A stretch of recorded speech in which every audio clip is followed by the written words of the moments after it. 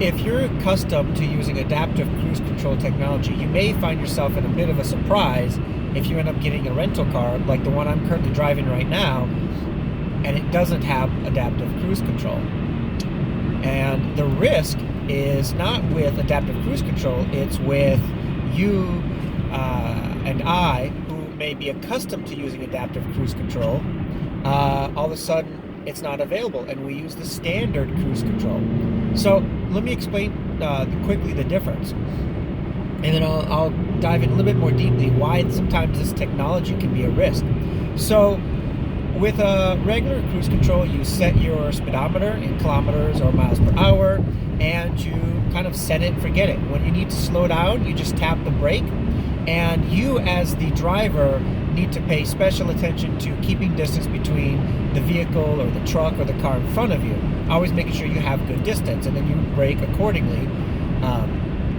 With adaptive cruise control, you do the same thing initially. You set the speedometer in kilometers or hours, except this time the vehicle slows down and keeps a good distance between you and the vehicle in front of you. And you can usually specify how far you want your vehicle to be. But at any rate, you might want it to be, for example, 100 feet in front of you at all times, and then the vehicle will maintain that distance accordingly, and it will brake for you. So that way, as the driver, you still need to pay attention to the road, but if you're not able to react quickly, or you might just want to relax a little bit, not have your foot on the accelerator or the brake all the time, managing that back and forth, yeah, it's fantastic technology, and it works fairly well. The challenge now comes when you have adaptive cruise control like my Jeep has, and all of a sudden you have a rental car and it doesn't have adaptive cruise control. You may be in for a little bit of surprise, because that's what's happened several times with me. And what it is, it's kind of like an idiomotor response. I'm so accustomed to using adaptive cruise control, once I'm used to it, that's it. It's a new technology and it works great. But I get into my rental car, I set the cruise, and all of a sudden I'm like, well, what in the world? How did a car get 2 feet in front of me or 5 feet in front of me, right? And what's happening is I'm still, as you can probably now guess, assuming that the car is keeping the distance, and it's not.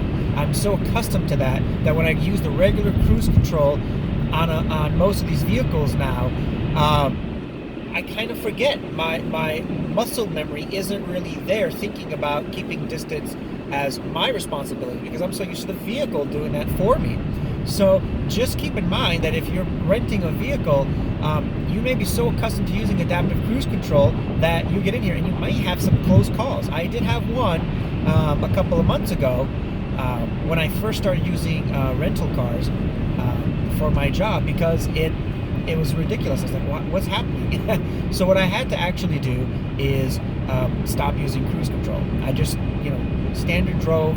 That way, there was no close calls. Now, for me, I drive sometimes 2 or 3 hours heading one way, and that's why cruise control is very important for me.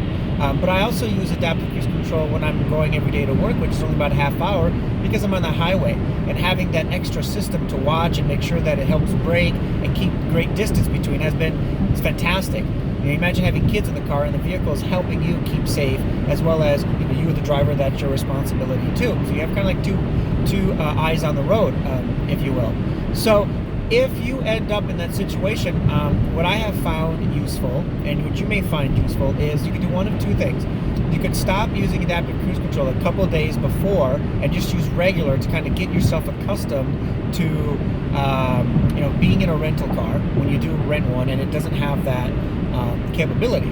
The other option would be that when you get into a car like this that I have, and that's what I'm doing now, is I'm not using cruise control at all, because I'm just too concerned that I'm going to hit cruise and I'm going to get close to a vehicle and it's not going to stop, because I'm not accustomed to it actually stopping. And this makes sense, right? We humans, we're, habit and creature of a custom and memory and habit, so it makes sense why that would be. But it can be